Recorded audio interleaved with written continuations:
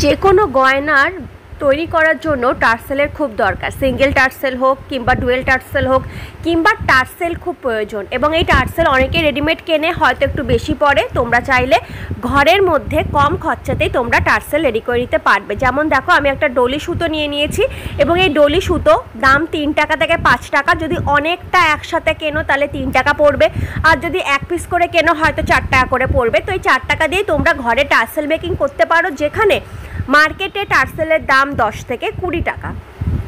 তো এমনি সিঙ্গেল টার্সেলের দাম মনে হয় 7 থেকে 10 টাকা, আর ডুয়েল টার্সেলগুলো মনে হয় 20 রুপিস করে পড়ে। তো অবভিয়াস ব্যাপার। তো চলো দেখে নেওয়া যাক কী করে করি। ফার্স্ট অফ অল, যদি লংয়ে করতে চাও, জাস্ট এরকম একটু পেঁচিয়ে নিলে, একটু মাঝে মাঝে ফেভিকল লাগিয়ে দিলে, তাহলেই কিন্তু বিনুনির মতো হয়ে যাবে। ঠিক আছে, আমি কিন্তু এটাও করি। যখন মনে হয় যে আমি একটুখানি লং লাগবে এবং আমার একটা টার্সেলের মধ্যেই লং লাগবে, তখন আমি কিন্তু এইটাও প্রসেসটা করি। জাস্ট এরকম পেঁচিয়ে নিই, অল্প অল্প মাঝখানে ফেভিকল লাগিয়ে দিই, এবং ওটা আমার রেডি হয়ে যায়। কিন্তু বেশিরভাগ লোকেই ফেভিকল ছাড়া জাস্ট এমনি কী বলে পাখিয়েই তৈরি করে নেয়। তো সেই প্রসেসটাই দেখাচ্ছি।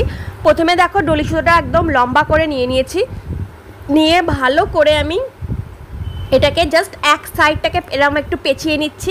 বেশি পেঁচানোর দরকার নেই। দেন মিডিল থেকে একটুখানি চাপ দিলেই রেডি হয়ে যাবে। ঠিক আছে, এত ইজি।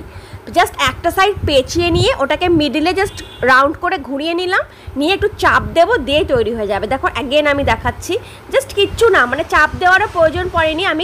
আমার রেডি হয়ে গেছে। ঠিক আছে, জাস্ট ছাড়ছি। আমার পেঁচিয়ে, মানে নিজের মতো সাপের মতো পেঁচিয়ে অলরেডি কিন্তু আমার রেডি হয়ে গেল টার্সেলটা। এবং টার্সেলটা কিন্তু অ্যাকচুয়ালি খুব সুন্দর হয়।